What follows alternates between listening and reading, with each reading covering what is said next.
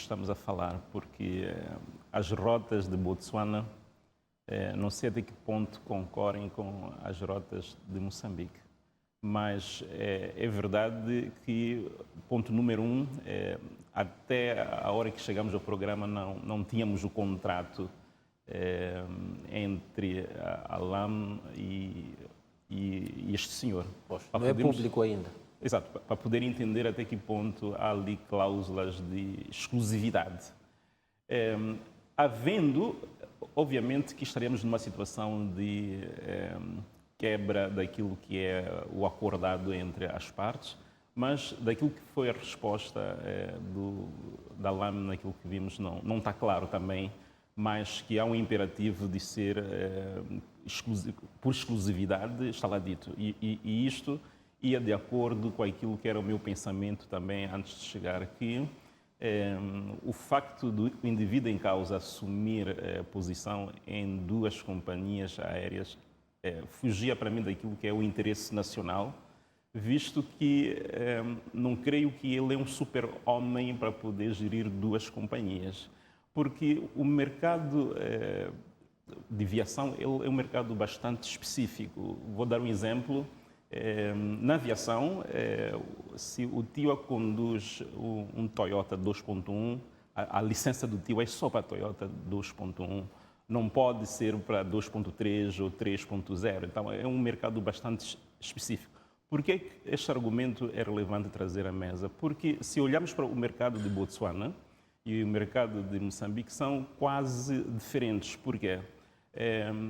Botsuana, primeiro, é um país relativamente pequeno e está dentro até de um outro país que é a África do Sul.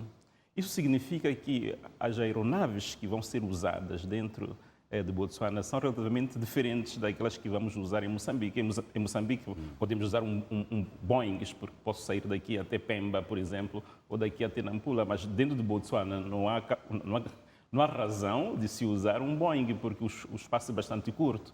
Botsuana, acho que o ponto mais distante seria sair daqui para Xai-Xai. Então, aí, em termos de estratégia de eficiência de mercado, teríamos que usar uma que é diferente daquela que nós usaríamos em Moçambique. Então, o que estou a dizer, em outras palavras, teríamos que ter alguém que pense em duas estratégias totalmente diferentes. Ou seja, não dá para ter uma estratégia em Botsuana de recuperação e depois a mesma servir para Moçambique. Então, em outras palavras, ele não teria tempo suficiente para pensar com alguma profundidade sobre os problemas que a LAM tem. Eu acho que lendo o contrato dá para ler nas entrelinhas que isso não havia. Eu acho que é um bocadinho habitual em Moçambique.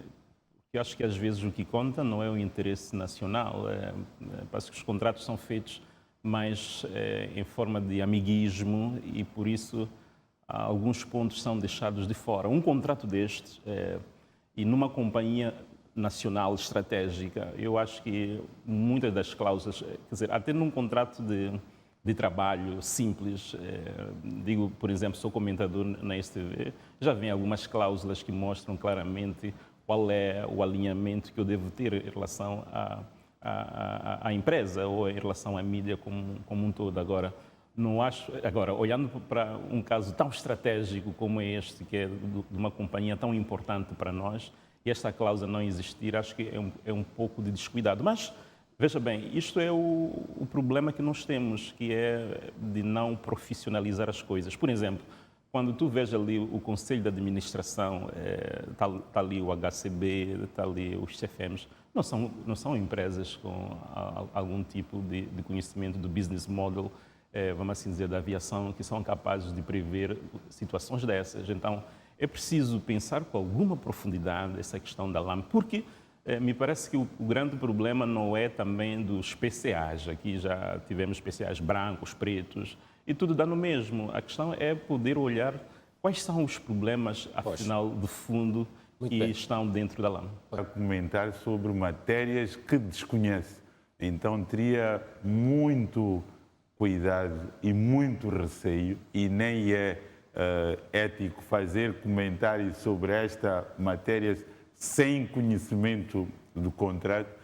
O primeiro aspecto tem mesmo a ver com o facto de Se o contrato prevê exclusividade, estamos perante uma quebra do contrato por parte do DANE, não é? No sentido que, do ponto de vista ético, não foi correto. Se não prevê a exclusividade, o contrato traz ao de cima um aspecto que é central, que se tem falado, os especialistas em direito falam muito sobre isto. Temos excelentes profissionais de direito, mas em áreas como estas da aviação, em áreas como de petróleo e gás, há grandes escritórios no mundo, grandes especialistas que dominam pequenos detalhes. Estou a dizer que se o contrato não prevê a questão da exclusividade, é uma brecha que ficou, e aí é responsabilidade de quem desenhou o contrato para este ator.